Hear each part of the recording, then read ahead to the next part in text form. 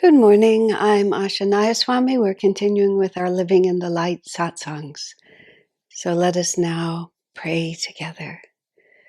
Heavenly Father, Divine Mother, Friend, Beloved God, Jesus Christ, Babaji Krishna, Lahiri Mahashaya, Swami Sri Yukteswar, Beloved Master Paramahansa Yogananda, Saints of all religions, dearest friend Swamiji, we offer our lives, our hearts, our minds, our spirits into your ray of divine grace. Guide us and bless us, that we may always remember in every decision, in every feeling, in every thought, that you are right with us, loving and blessing us. Hold us firmly to the path and draw us ever more swiftly, beautifully, courageously into your divine light. Om. Peace.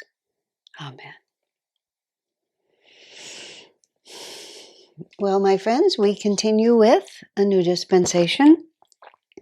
And excuse me, now I have to cough. I always think my voice is fine, and then I start using it. Well, what a surprise. Okay.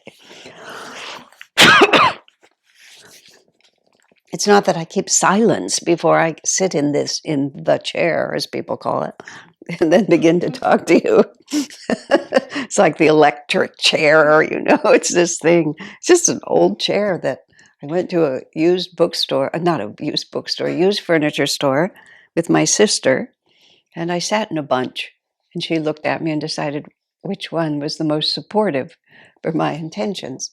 But it has kind of achieved a personality and a life of its own by this point. I hope harmonious, but in any case, it's actually served me perfectly. It was the perfect chair. Now, moving right along.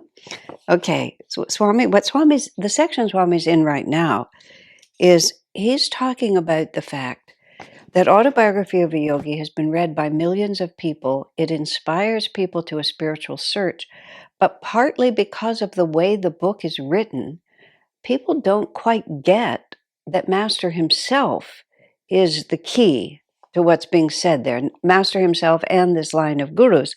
He says it, but in appropriate fashion. He doesn't beat the reader over the head with it. I mean, on one hand, as you'll see when I'm in the section I'm about to read, you can't make people want something if they don't want it. But he's trying to help us to understand that that Master is more than incidental, that the line of gurus is more than incidental to the spiritual inspiration. Master wrote his own autobiography about everybody else, which is one of the reasons why Swami wrote The Path. He felt it was up to the disciple to tell people who the guru was, because the guru himself, there's no self to tell you who he is. So Master just gave the impression, as Swami put it, that he was just an ordinary seeker, just sort of wandering around looking for God. And all these great things happened to him. He met all these great souls. And he doesn't emphasize that attunement with him and through him to that line of masters is the heart of what that book is trying to accomplish. That's why that book, that's not actually a fair statement, but that is a potential of what that book can accomplish for people. And so that's why it has so much power, is because the stories in it, of course, are good, but the power is with the power that Master himself planted in it. When Master asked Swamiji at their first meeting on September 12th, 1948, did you read my book? What did you think of it? And Swami said it was just the most magnificent, life-changing book I've ever read.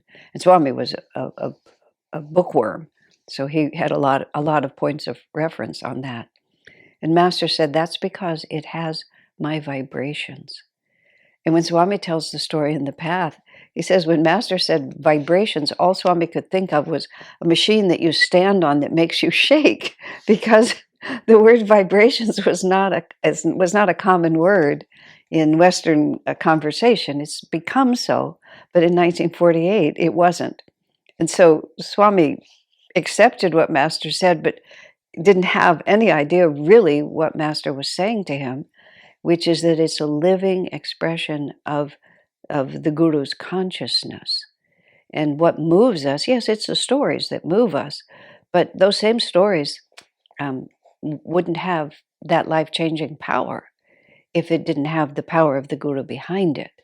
In Whispers from Eternity, Master writes in the introduction, Advice to Readers, somewhere in there, he talks about that the book is just ink and paper, unless you can penetrate through the ink and paper to the living consciousness behind it.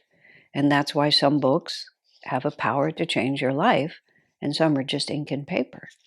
So going with that, Swami, as I read the last time we were together, I talked about, Swami says that, in Vancouver, Swami asked an audience of 1,000 how many had read Autobiography of a Yogi, and 75% raised their hand.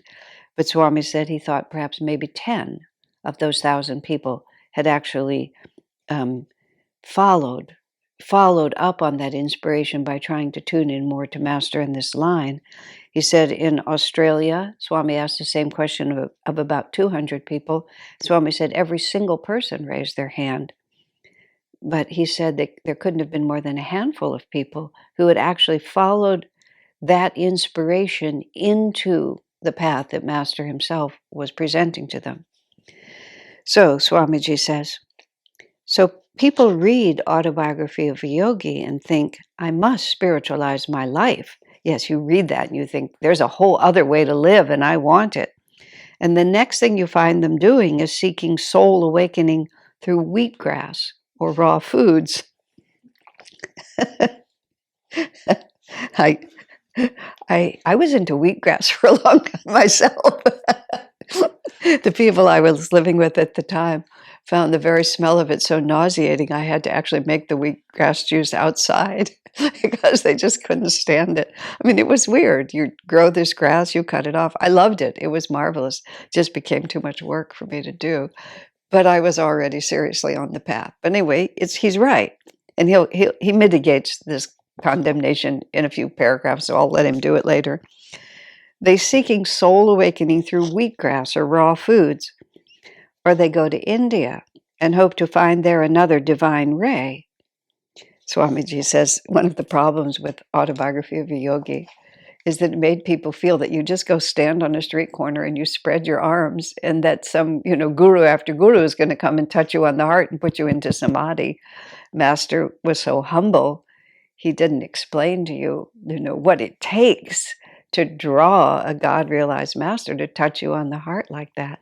Swami also says that Master didn't tell the story that most of the saints that Master visited actually ended up trying to learn from Master instead of the other way around.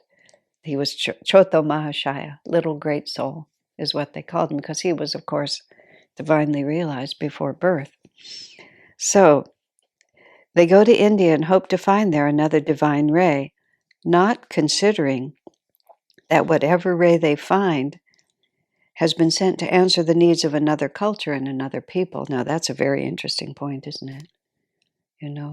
He's talking about Westerners reading the book in English, then going to India. And he says that sent to another culture and another people. I'm going to read a little bit farther, but I want to not lose that thought and go back to it. I don't mean to imply that any of the things people take up to improve themselves are wrong. He's not really saying that you shouldn't do wheatgrass or raw foods or whatever it is you do, or take a trip to India, which I didn't go to India until 1986. I met Swami in 1969, so it wasn't quite 20 years later. But still, going to India for anyone who follows an Eastern path. I don't know what it would be like to go there now. I can't see it. I can't see it anymore because I've been there so often it looks normal to me. I remember on one of our later pilgrimage trips just saying that to one of the pilgrims. I said, this used to look very exotic, but now it just looks normal to me. And their words were, normal? So maybe it still has that effect on people who aren't as accustomed to it. But in certain places, certainly, it's become so westernized. It's become so much like the U.S. in many, many ways. But still, there are many places there that are like nowhere else on earth, especially the ancient temples, Badrinath, Rishikesh, the Ganges up in the mountains. There's no place like it. I take back everything I just said. And also, there's shrines to Lahiri Mahashaya, and also Sri Yukteswar's body is buried there. So where Sri Yukteswar's body is buried in Puri, it's actually among my top 10 spots in the world. Master's meditation room. I take back everything I said. It was all wrong. So anyway, I don't mean that anything they take up to improve themselves is wrong, but don't they see what they have? See, that's Swami's point. And then now Swami says something that's extremely important. I have always felt a distaste for sectarianism. I was charmed by one of the comments that I happened to see on under one of the YouTube channels on this, just sort of accusing me of being institutional or of sounding institutional. So it's always, whenever you speak emphatically and enthusiastically about what you're doing, there can always be that reaction. And, at a certain point, you get tired of saying, and yes, I know there's other paths too. I mean, it's just the given that there's many different paths, but this is the one I'm talking about. And naturally, I think it's wonderful. Otherwise, I wouldn't be following it. So Swami says, I have always felt a distaste for sectarianism. Paramahansa Yogananda himself said that his work was not a sect, but it is not sectarian to point to the clear blessings that are at hand. That's the point. It's not sectarian to point to the clear blessings that are at hand. This is a great master. If you tune into him, you will have a great positive potential. And then if I say, and there are lots of other masters, that doesn't necessarily help someone. I mean, naturally, I'm representing a teaching and I'm encouraging people, if you feel drawn to it, to listen to your own heart. But it is not sectarian to point to the clear blessings that are at hand. When the sun is shining brightly, will an intelligent person decline to benefit from it with the excuse, oh, there are other suns in the galaxy? And that's the point he's trying to make. Here it is. We're here. We're standing here. So it's very interesting. This whole section is Swamiji really talking about, and I'm going to go back. I'm going to spend a little time now. Now I think I'm far enough where I want to talk about it. Let me just see if this next paragraph is necessary. Here it is. I'll finish this paragraph, then I'll comment. True, not all seekers are attuned to this particular ray. Self-evidently, not all seekers are attuned to this particular ray. It is for each one to decide which ray is best for him. But for every individual whose natural attunement is to another ray, there will be many in our times, and Swami says, and in America particularly, for whose benefit this ray was quite literally heaven sent. So now I wanted to go back to something here. Few people realize, America especially, seemed destined to draw this divine ray. So it was onto this soil that the ray shone through the life and mission of Master. Few people realize the magnitude of this blessing for this country and for this age. Millions will find God through it. Okay, so let's see what Swami's trying to talk about. Every avatar, every fully self-realized master has reached an absolute state of consciousness. He's reached infinity. He's one with God. You can't really be more than that. You can't compete among the infinities. There's just simply one. You can't have multiple eternities. There's just one reality. Swami said elsewhere, if any spiritual teaching is true, then they all must be speaking of the same reality because they're talking of absolutes. So what characterizes one master from another is that an avatar comes to Earth for no reason, comes to Earth or whatever planet he comes to. He comes to it for no reason other than to help people, which is there is no compelling inner need. Swami talks about it, Master talks about it in terms of Jesus and Babaji together decided to send a messenger, and Master was the jiva that became the messenger. It's hard for me to even picture how any of this actually works. And they also come with their disciples. There's a vision of Ramakrishna that he talks about, and the vision, um, I don't know, it was Ramakrishna's vision or one of his disciples, it doesn't matter. Ramakrishna was a great avatar. Vivekananda, Brahmananda, and a handful of other great souls came with him, because the avatar plants the energy, the disciples carry it forward. And so there's this story that's told of um, a vision of the cosmos and this little baby. And the little baby is Ramakrishna getting ready to incarnate. And I believe they said there were 7 sages, just lost in contemplation of the infinite. And the baby interrupted the 7 sages in their meditation and insisted that they come down to earth with him. And it's a story that's told, but Vivekananda and others were, among those sages. I might have some of the details wrong, but the baby and the sages is the point. That he was coming and they had to come to help him.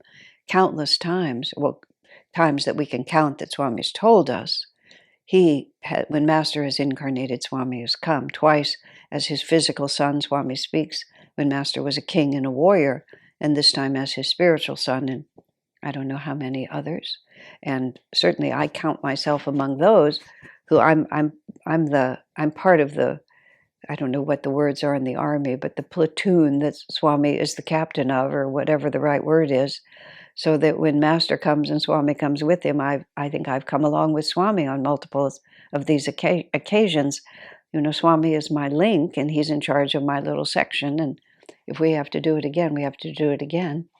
I asked him if we could wait till a higher age the next time, but he wouldn't commit to that.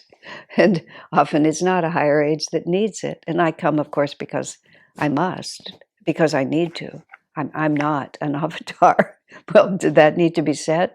What I mean by that is it's my own karma that brings me. My karma, fortunately, brings me the opportunity to serve this work, but I'm here to work out my own karma. The avatar is born without sin. He has no karma. So therefore, he has a completely blank slate. There's nothing he has to do. No country he has to be part of, no family, no mission, nothing. It's an assignment given to him by God, in whatever that means, drawn by his own compassion, helping his own disciples, because I need this experience. And so Master sets in motion this whole array of work so that I will have something to do. And just as Gyanamata said, I know there's a world mission, but he also came for me, to give me this chance, because this is exactly what I need. Or I came because it suited me. But the point is, the Master comes and then, this is what I'm trying to say, then his teaching, what he teaches, how he teaches it, what personality he presents, what work he does, all of it is determined by the yuga, like what yuga is it, what is appropriate on whatever planet we're on, which is what is the overall level of consciousness on that planet. We're in a Dwapara Yuga rising age, so therefore building something tangible in the material world is a good idea. Because if we're Kali Yuga descending, and we're about to hit the nadir, when the barbarians run through and destroy everything, you have to build in a different way, because nothing that you really put up is really going to be there. Now, whether this transition into Dwapara Yuga is going to create such earthquakes and floods and all the things that it's going to create, that our little tiny buildings are going to be obliterated, that may still happen. But nonetheless, it's been appropriate. So what yuga you're in determines how you build. The culture that you're in determines how you teach. Swami said something very interesting about Lahiri Mahashaya. This actually was a very interesting conversation. I believe I put it in Lightbearer. In fact, I'm sure I did, because it was so important. We were having a ministers' meeting, a meeting of ministers at Ananda Village, which we had every January for a while. And we were just talking in general about our work. And although most of us, especially those of us who've been given positions of responsibility like that, we're pretty naturally in tune with the way Swamiji was directing the work, there would often also be the other questions that had to be resolved. And one of the questions that had to be resolved, because we're so, Swamiji, especially whenever this was happening, was expanding the expression of Ananda to be much more integrated into everyday life. I believe this was, education for life, expansive marriage as a path to self-realization, money magnetism, art as a path to self-realization, just all these ways other than meditation that you could take these spiritual teachings and integrate them into the life that you were living. So someone raised their hand. The reason I put that little caveat on it, because there was a little bit of an edge to the question. The question was not entirely a genuinely, I would like to help me to reconcile this. There was a little bit of an oppositional energy to the question. And the question was, but Lahiri Mahashaya said, just do Kriya. And Swamiji, even in that context, was responding, well, yes, of course. And I all the pieces don't fit together. When I wrote, while I was writing Light Bearer, before and during writing it, every detail was in my head. I knew exactly what happened, where and when, what year, what place. Once the book was fully finished and published, it's like my brain said, you don't need all that anymore because you can always look it up. And it sort of dumped it out into the ground. Unfortunately, the index, which I spent a lot of money on and hoped that it would always help us find things, was not done in the way that is helpful. But we'll just move right along because that's distressing to me. But in there, Swami had also been talking, even at that same meeting, about the importance of Kriya. And I'm not sure if it was that same meeting, but in there he was talking about the importance of Kriya. Kriya meaning our particular method of meditation, which Babaji gave to Lahiri Mahashaya, and Lahiri Mahashaya sat in Varanasi and gave to thousands of people. But he formed no organization, he did no outward work, and in supposedly, he told everyone, whatever problem they had, just do Kriya, which is not at all the way Ananda is structured or the advice that's given. So Swami had to concur. I mean, how can you say, no, Kriya is not important, don't listen to Lahiri Mahashaya, listen to me? I mean, that just doesn't make any sense. So he, of course, endorsed it. But after a break, he came back, and here's what he said. He said, this was India, the city of Varanasi, in the late 1800s. He said they were totally devoted to God. It was a deeply spiritual society. They understood guru discipleship. They understood reincarnation. They understood karma. They understood, well, in a sense they did. But their lives were totally integrated in a devotional way. They didn't have to understand that spirit extends into everything. They were engaged in traditional, many of them, traditional Indian life. There were temples everywhere, especially in the city of Varanasi, Benares, if you've ever been there, speaking of places in India worth going to. Unimaginable until you visit it. Depth of spirituality in that place, on the Ganges there, at the Ghats, with the priests. So, I mean, Lahiri Mahashaya was stepping into this deeply devoted to God culture and then was helping them to go deeper in it. They had the outer rituals, he was helping them to go deeper. So, of course, we're all in the same lineage. And in a whole other series of talks that I gave in this group, this 9 a.m. broadcast here, I talked master by master, and I talked a great deal about Lahiri Mahashaya and his message, just do Kriya. So you can go find that. But in the context of what I'm saying here, Swamiji said, Lahiri Mahashaya spoke appropriately for the culture and the disciples that he was reaching. And in other places, the masters have said, the masters never disagree with each other. It's the disciples who have a limited understanding that start putting one against the other. Lahiri Mahashaya was perfect for where he was and what he was doing. Master even commented about Lahiri Mahashaya. I've been criticized for calling him Lahiri, and rightly so, because Lahiri is just his family name. It would be like calling him Smith or Jones, which sounds very disrespectful. Mahashaya means great soul. So I apologize. See, to my ear, Lahiri sounds like a title, but to an Indian, it doesn't sound like a title. It sounds like a name, and it seems very disrespectful. So Lahiri Mahashaya. So Master commented that Lahiri Mahashaya was lucky, Master put it, because there were no wars during his entire incarnation. And Master lived through the First World War, the Second World War, and the Korean War. There were 3 big wars, and a Master being so sensitive to the world around him. In other words, it was a totally different time and place.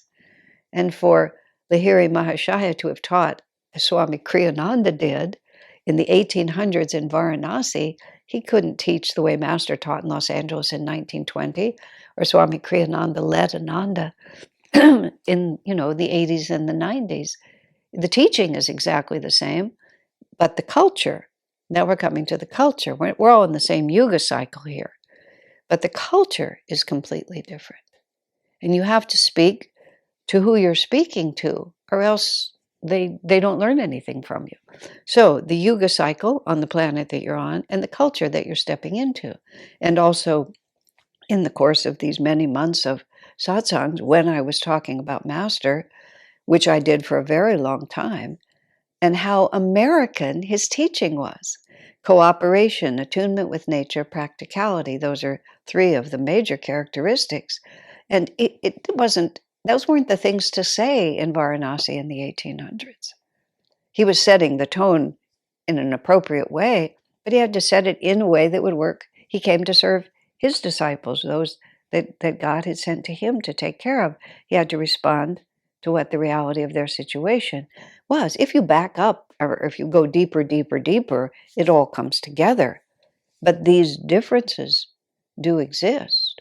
So when Master was sent to America, he was sent here because, as I've talked about, I think also in that series and in here, America is the Dwapara Yuga country. It's unique. It's absolute equality. We hold these truths to be self-evident that all men are created equal. And I always have to put the caveat, yes, there were slaves, yes, women were not included, but the ideal of it was unprecedented. And it was the proper soil for self-realization. And the USA was a blank slate when Master arrived. I mean, the positive side of Varanasi is it's the oldest inhabited city in the world. Nobody even knows how old it is. And the culture has always been the same there. This is the good news. This is also the bad news, because self-realization is a revolution for Dwapara Yuga. And when the past is so enormous, which the other side of Varanasi is the past is so enormous, it's very hard to start a revolution where the past has so much weight. And I shifted a little when I said they understand karma, they understand reincarnation. Part of the difficulty, part of the challenge, part of the fun of teaching in India, with all due respect, is that Master brought a new expression. And so you walk in, I walked in as a white woman from the West, speaking my weird version of English compared to their version of English. We managed to understand each other, but their accents sound unusual to me and mine sounds unusual to them. And I start talking about their culture, but I'm really not talking about it the same, because Master taught something. He brought a new expression of the ancient teaching. And he needed the USA to be able to do that, because the Master's teaching is defined by the yuga, the culture, the needs of that society, and the needs of his disciples. Now, I'm going to stop there because we're out of time, and we'll pick it up there tomorrow. God bless you.